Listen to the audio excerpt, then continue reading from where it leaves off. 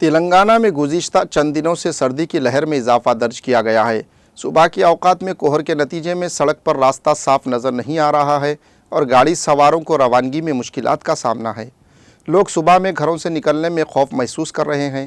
چہل قدمی کرنے والے بھی تاخیر سے گھروں سے باہر نکل رہے ہیں۔ شہریوں کا کہنا ہے کہ گزشتہ کے برخلاف سردی کی لہر میں جاریہ سال اضافہ درج کیا گیا ہے۔ کئی لوگ سردی سے بچنے کے لیے گرم کپڑوں جیسے گرم لحافوں اور سویٹرز کا استعمال کر رہے ہیں، تو کئی افراد شام ہوتے ہی آگ تاپنے کا کام بھی کر رہے ہیں۔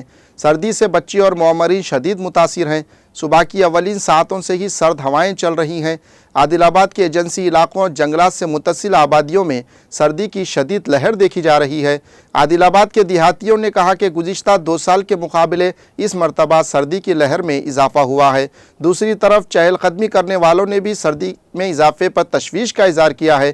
کمرم بھیم آصف آباد ضلع میں اقل ترین درجہ حرارت 10.5 ڈگری سیلسیس درج کیا گیا۔ ضلع کے تریانی منڈل میں درجہ حرارت 11.4 ڈگری سیلسیس درج کیا گیا۔ کیرا میری میں اقل ترین درجہ حرارت 13.3 ڈگری سیلسیس درج کیا گیا۔